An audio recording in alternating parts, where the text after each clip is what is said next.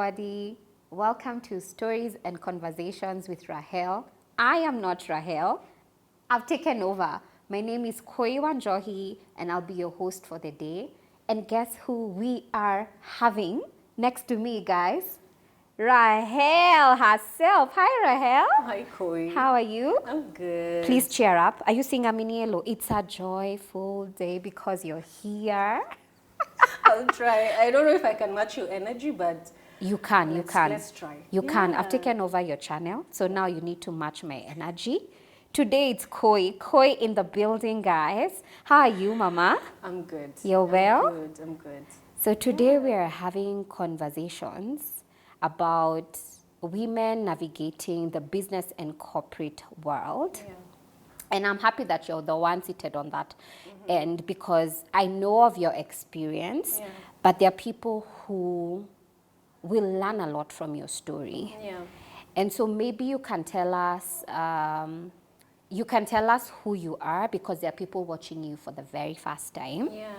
Tell us who you are, and because we're talking about women in business and the corporate world, tell us the businesses you've been in and the roles you've taken up in the corporate world because you have worked in that industry as well. So go ahead. Yeah.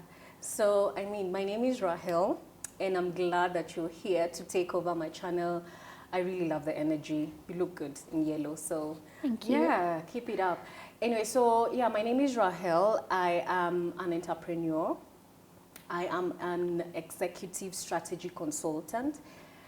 So what that means simply is I consult on strategy, and I'm also a fashionpreneur.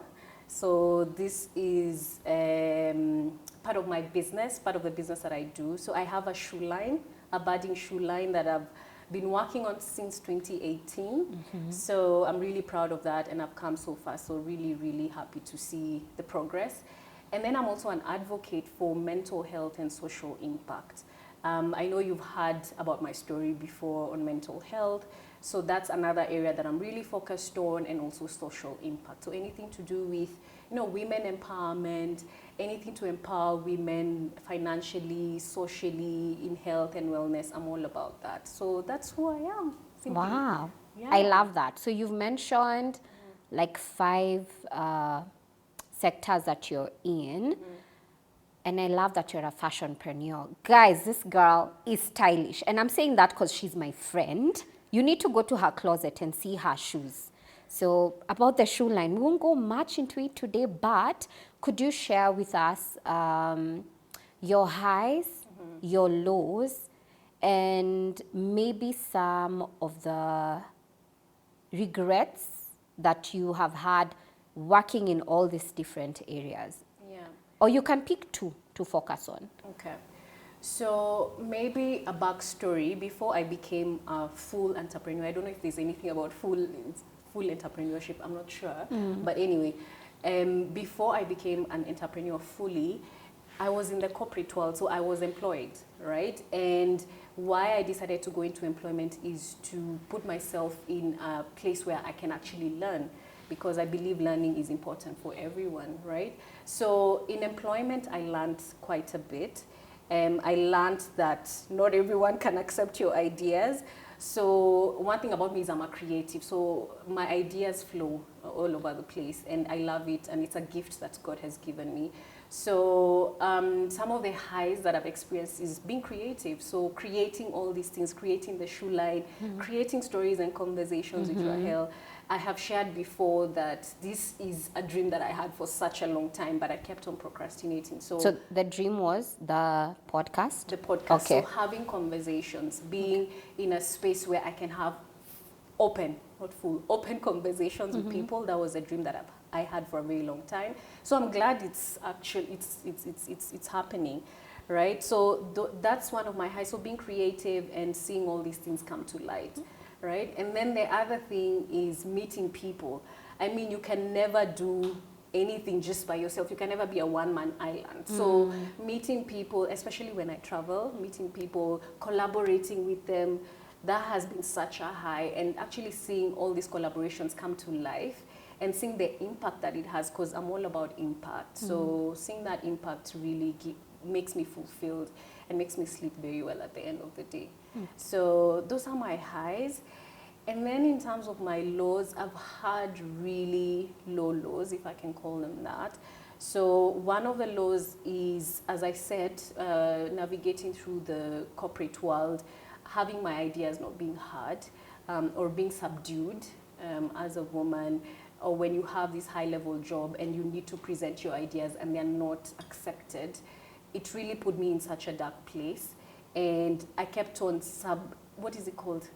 Having self-doubt, wondering if I'm good enough, right? Wondering if I'm good enough. And that has carried on even with the entrepreneurship things that I'm doing, because I always question, or I always wonder, do people think I'm actually good enough?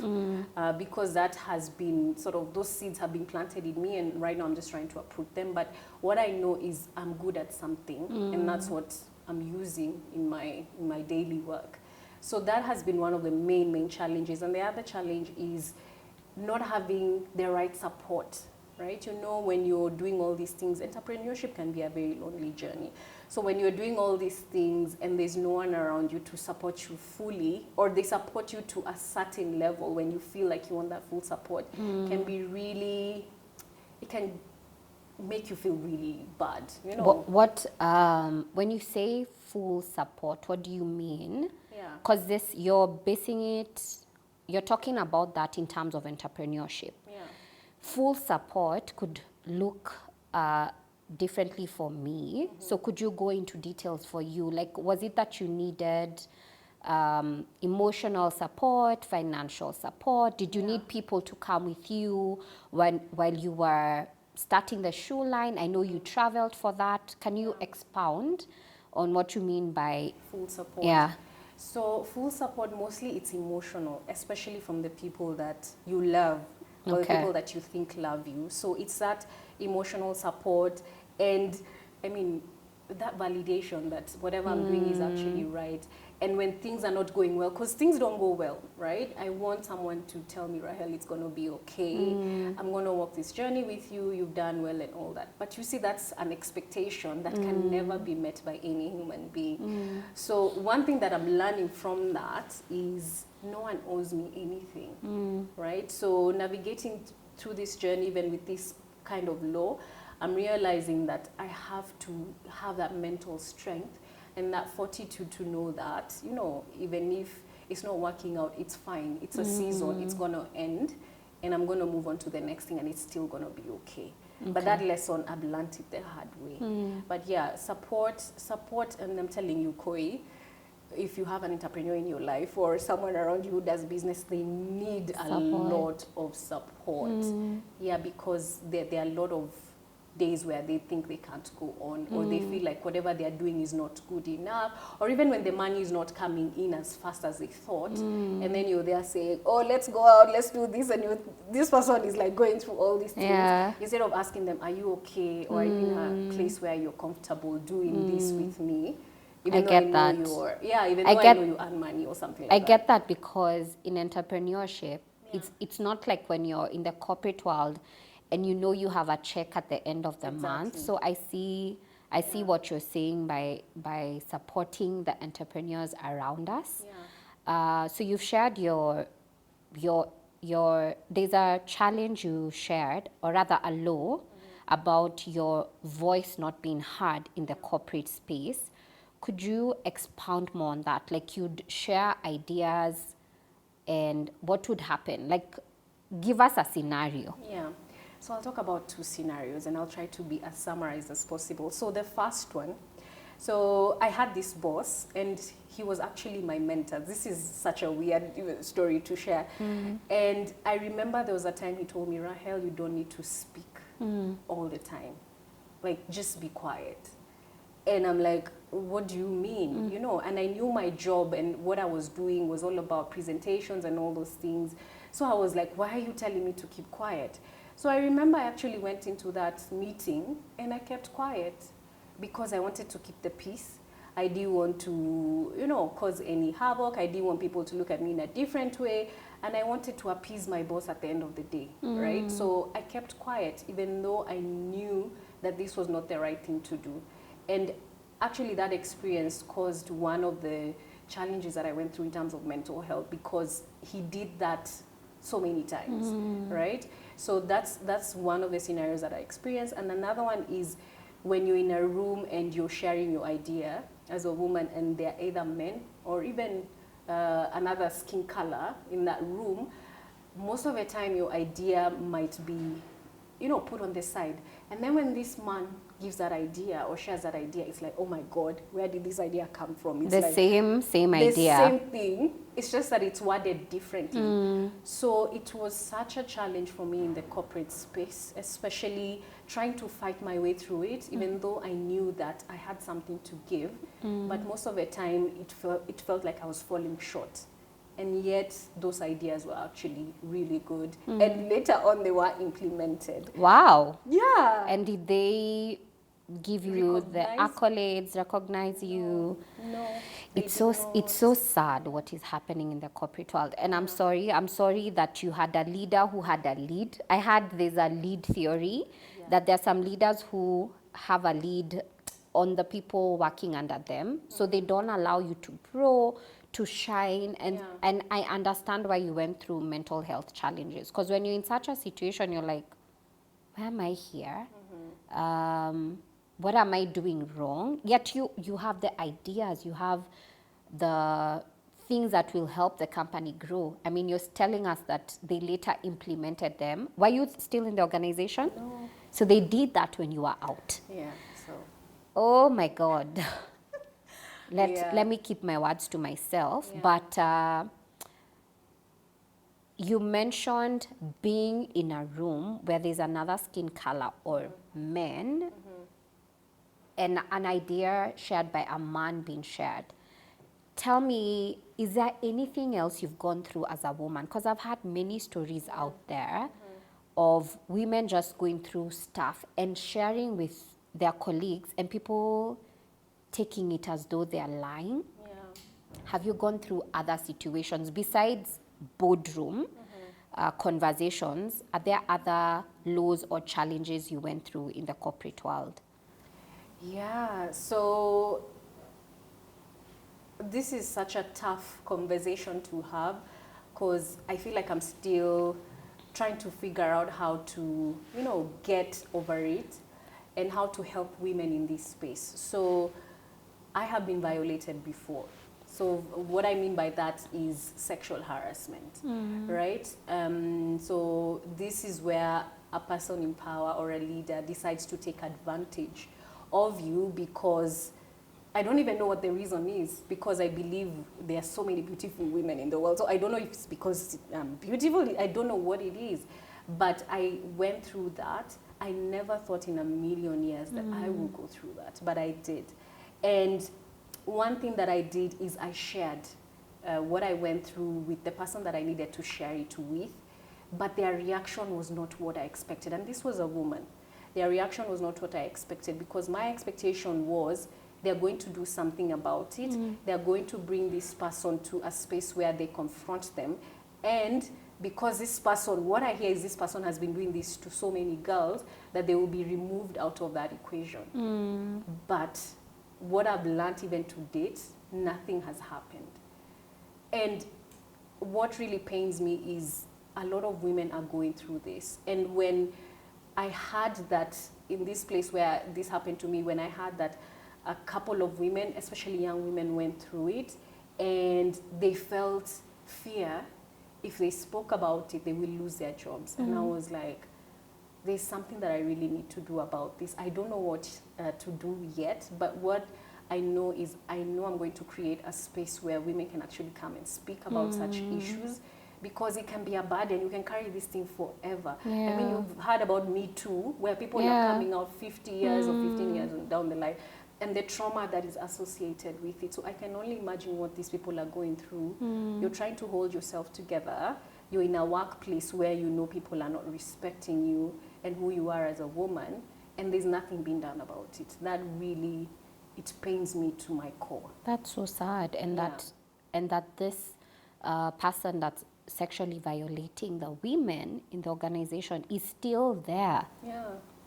And I hear it happens in so many organizations. Like, you're told if you say something, we're going to do something about it. So I think that's where the fear also comes in. And that's why most women don't speak up until much later on in life. Fear is such a bad thing, because it hinders you from growth. Like, you're stuck there, you're fearing that you lose your job, you lose your source of income. Oh my God. I don't know if there's anyone in the justice system that's watching, and maybe they can advise us on how to go about it, because I know now you want to be an advocate for people that are going through this. I'm sorry for what you went through, and I pray that justice will be served, even if not now, eventually. Okay, that was a sad story, and the way we started on such a high note. So maybe we can go back to, we've done highs, we've done lows, and the lows were kind of the challenges. What are the lessons you can share with the ladies watching you? You're in business, you're now doing consultancy, you've been in the corporate world. What's the one thing, actually not one thing, what would you share with girls or women that want to be where you are right now as Rahel? Yeah. I mean, I have a lot to share, but I will share just a few. So one of the things, and we've talked about it, is fear. Sometimes, when you're sitting there, you've scribbled in your notepad the dream that you have. Because one thing that I believe is dreams are from God, right? So we have this fear that if I do this thing, will it really work? And I've been there. I will not lie. I have been there. And I wondered, if I left this job, will I be okay? Will I be financially okay? And will this business go to the level that I believe it can grow to? So fear really held me back for such a long time. But what I will tell girls is, and women is, just put that fear to the side. It might take a bit of time, but you have to put that fear to the side. And I know one of the ways in which I put the fear to the side was doing therapy and coaching. So when I was doing therapy and that coaching, it really opened me up to some of these fears. And the person who was sitting on the other side told me, Rahel, that is just in your mind. And our minds are very powerful. So what we tell ourselves sometimes can, put us down, and we might not progress. As you said, fear hinders our growth. So fear is one of the things that I would tell people to just write down that fear, because it's valid. Fears are valid. Write down that fear and figure out how to navigate through that fear and hopefully get to the place that you need to get to. And then the other thing is start, right? Sometimes we want to start when everything is perfect, when you have that million in the bank, or when everything is put together very well. Sometimes you will not get that, right? So start from wherever you are. Start from that small place. What I will share for my shoe line, and I know you know this, and this, is when I started my shoe line, I actually used my friends. My friends were my first customers, right? And now it's grown to a certain level, which I didn't believe that it would get to, but I needed to start for it to get to this place. So I will say start. And then the other thing is, as I said before, write your vision. So everyone has a vision, so write it down. And for me, practically speaking, I've written I have a vision board when the year starts. And this is not like a New Year's resolution where people write resolution. It's a vision, but I actually do it in December, and then now January, hopefully, and the rest of the year it happens. But most of the things that I've put down on my vision board have not happened yet. But when I look back, some of the things that I wrote down 2-3 years ago are happening right now. Wow. So it's just writing them down. And it even says in the Bible, just write your vision down, make it plain and simple. So I think writing a vision down is really, really important. And then the last thing, surround yourself with the right people, right? And I know, we are friends and all that, but sometimes some of your friends are actually not so good for the journey that you're on. And some of the Seasons. yeah, sometimes you actually have to make that hard decision and say, this person is good for this thing, this person is good for this thing, this person is good for this thing. So have the right people around you, and they will support you in your journey. Not fully, but they will support you in whatever way. As I said, my friends are my first customers. So I mean, have the right people around you. Get mentors, get a coach, get a therapist. And therapy is one of the things that saved my life. So yeah.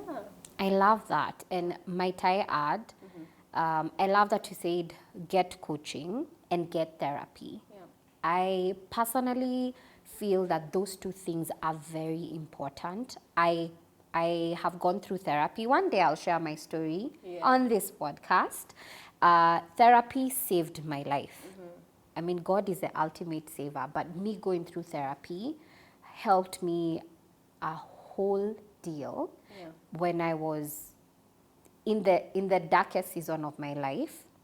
And then coaching has helped me in this season of my life as I'm navigating my career. Who is Koi? What is she good in? And that's why you're even seeing me here, because going through coaching has helped me see that I'm really good in communication, I'm good in coordination, I'm a creative.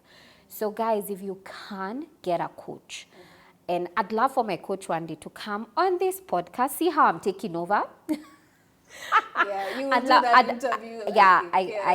I would love for her to come and just share what coaching has done. I mean, we were talking earlier, and I know you're also on the way of getting a business coach. So guys, get a coach. Get a coach to work with you. Go for therapy. Therapy is not, I know I've shared that mine was when I was in the darkest season, but I had gone through therapy before that. And therapy is not for you when you're in your lowest, even your highs. Like, you can go and just talk to this therapist and get to express things that you can't with your friends. To more fun things. Who is Rahel besides being a businesswoman, besides being an auntie, besides being a girlfriend? Who is Rahel? Yeah, that's a good question. Are you asking what I do for fun, or who is Rahel? Okay. Who is Rahel? You can also tell us what you do for fun. That's not related to business or the corporate world. Yeah. So let me start with what I do for fun. So to unwind or to decompress, I love going for long drives. That's one thing that I know God made, and He made it specifically for me. So I love it. So I go for long drives. I love good music. And one thing that I know is really not that common with a lot of people is I travel by myself. So I love traveling. So I really love doing solo travels. And this is where I get to meet people. And I've met so many people during my travel. So I really love it. I also love networking.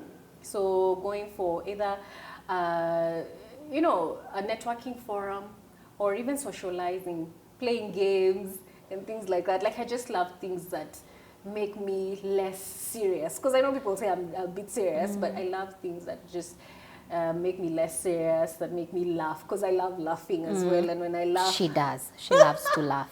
Yeah, when I laugh, the tears come out, and I love it. That's what makes me, it makes me feel alive.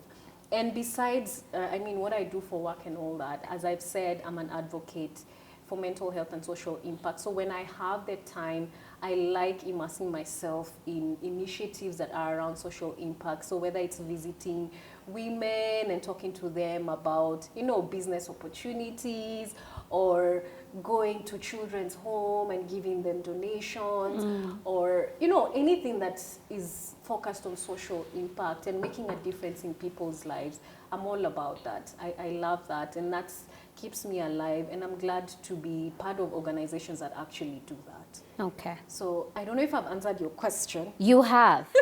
You have answered it the best way you could. Yeah. I'm those kind of girls who say there's no right or wrong answer. Yeah. So the way you've answered it is how it was meant to be. Another fun thing, because I know on this podcast you have shared about yourself with your audience, but now I want us to go into fun things. So I'm going to ask you this or that. Okay. Nice. Flowers or chocolate? Chocolate any day. So you're not a flowers girl? No. So if anyone sent over flowers on Christmas, what would be your reaction? Oh my gosh. Okay, I'll be like, thanks, but I'll call one of my friends. I'm like, do you like flowers? Do you like flowers? Yeah, actually, let me tell you a story about that. There's a time I was dating this guy, and he was in Naivasha. You know Naivasha, that's where flowers are. So he decides to send me flowers because he was apologizing for something. Okay. So when I got the flowers, I was like, what is this? Yeah. You know, and then I gave them away. So when he heard that story, he was really pissed. But anyway, I don't like flowers. You should have asked me what I like. But That is why we're doing this. Because there are fans here. Yeah. There are probably brands that are going to partner with you. And I'm like, people need to know who Rahel is besides everything else you've shared. yeah, The second one, coffee or tea? tea Tea. any day. Tea any day. Tea How do you like your tea? Do you like tea with masala, with cinnamon, or just plain brewed tea? I think I can take any kind of tea, but every day I take black tea. So I'm lactose intolerant, so black tea. But I also love flavored tea. So one of the best teas that I've ever taken is Turkish tea. Oh my God. I even had to carry some boxes when I came back. So I really love tea. What was it about the Turkish tea? It was just sweet. It had flavors, so apple, you know, different flavors. It was really nice. So one thing about Turkish people is every conversation, even when you go and meet them in their shop to buy something, they will give you tea. So that's how I fell in love with the Turkish tea, because of the flavors. It The was just beauty of traveling. Yeah. The beauty. Okay, I have two more. yeah. Ice cream or cake? Ooh, that's a tough one. Wow. Okay. So I'm lactose intolerant, but I'm about to sneeze. yeah, I would go, if I was given both options at one go, I will go for ice cream. But Okay. flavored ice cream, not plain vanilla, not plain chocolate, not plain. Something really good, mango sorbet or caramel, salted caramel, something like that. Okay. Yeah. Yeah. My last one. Would you rather go out to listen to a band, or would you rather go watch a play? That's a good one. Okay, so if they are happening on the same day, I will go. Wait, what music does this band play? It's just a live band. It's just a live band. Just consider that they're playing the kind of music you like. Okay. So there's a live band and there's a play. Okay, I will do the band, the live Okay. band, because I love music and all that. But I also love plays. If it's a comedy, not a serious one. Yeah. So, but the live band definitely number one. And I Okay. love dancing. So yeah, the band. Okay. Yeah. There you have it, guys. You've gotten to know more fun things about Rahel. I've enjoyed being on this side of stories and conversations with Rahel. Thank you for having me. Do you have any parting shot for your viewers? Do I have any parting shot? I don't know. I just want to say thank you for coming, and thank you for honoring me with your presence.